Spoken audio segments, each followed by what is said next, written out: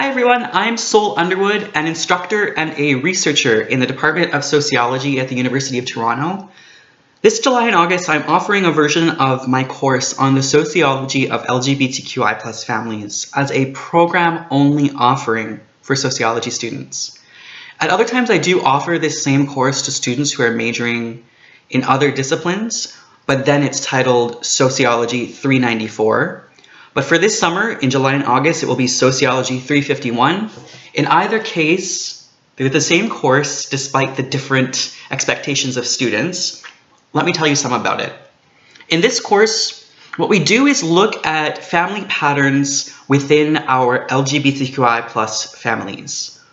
People of different genders, sexualities, races have survived through thousands of years of settled human history.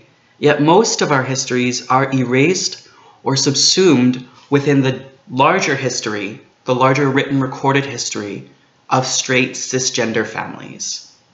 With this in mind, we first ask how gender, race, ethnicities, and sexualities, among other axes of social identity, are used by white supremacist, heterosexist, and cissexist social forces as a mechanism of socially controlling unruly queer people and bodies, or so they're thought of. We look at how LGBTQI+ people have survived in community and in close interdependent social organizing networks against these forces. We look at the rise of the gay and lesbian movement and the gay liberation front of the 1960s and 70s, and then ask how diversity and fractures within LGBTQI+ movements reflect the greater inequalities of our society. We give attention to the frontline work of Black, Indigenous, and Brown, queer, and trans activists in driving the movements that we've all benefited from in the decades since. But we also give attention, of course, to how queer people of color are still those of us on the front lines fighting for protections and material sustenance. With LGBTQI+ communities having gained increased visibility, particularly during the HIV/AIDS crisis of the 80s and the 90s certainly, and it continues today, when our governments left tens of thousands and later hundreds of thousands of our queer siblings to die during a pandemic virus, queer people began to draw close together to protect one another from state violence and biological crisis. Families of choice, or so they were called at the time, not ones defined by biological relation, developed in the 80s and 90s that provided vital material and emotional support to one another. The LGBTQI+ communities of the 80s and 90s also began legal challenges for access to equal rights and protections, the ones that were already given to straight cisgender partners and families, notably straight cisgender partners and families who were of the white middle class, because that's largely the family type that shapes how policy is developed within the United States as well as in Canada and thus across Turtle Island.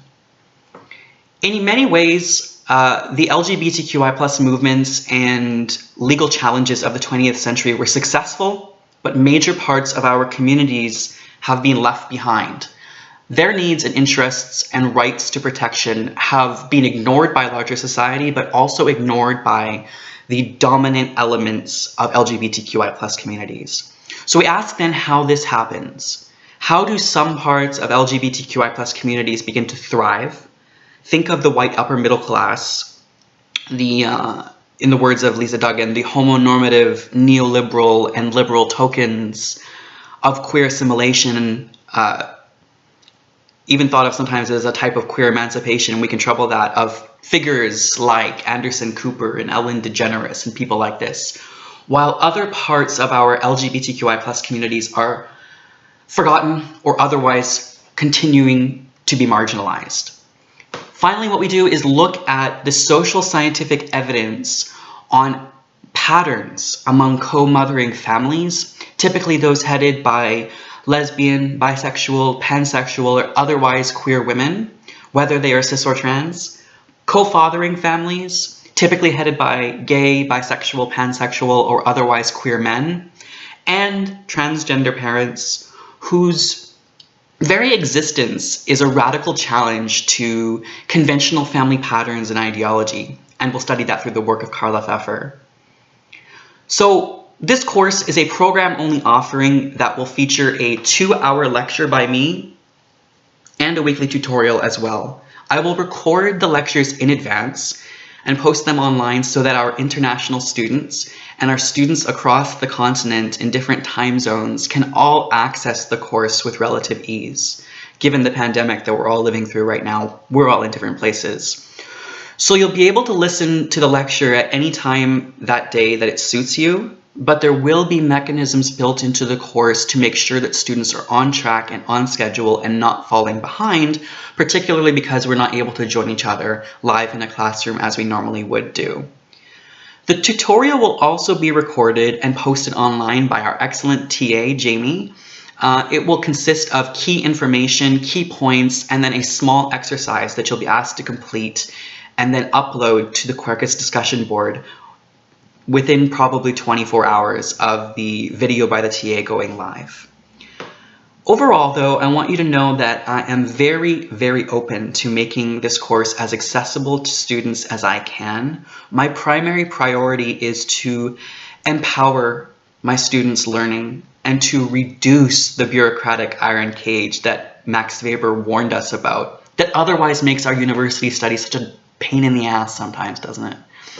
So please email me at s.underwood@mail.utoronto.ca if I can answer any questions for you on how to make this course accessible for you, for your learning needs, or anything else that I can answer. Please be well, and I hope to see many of you there.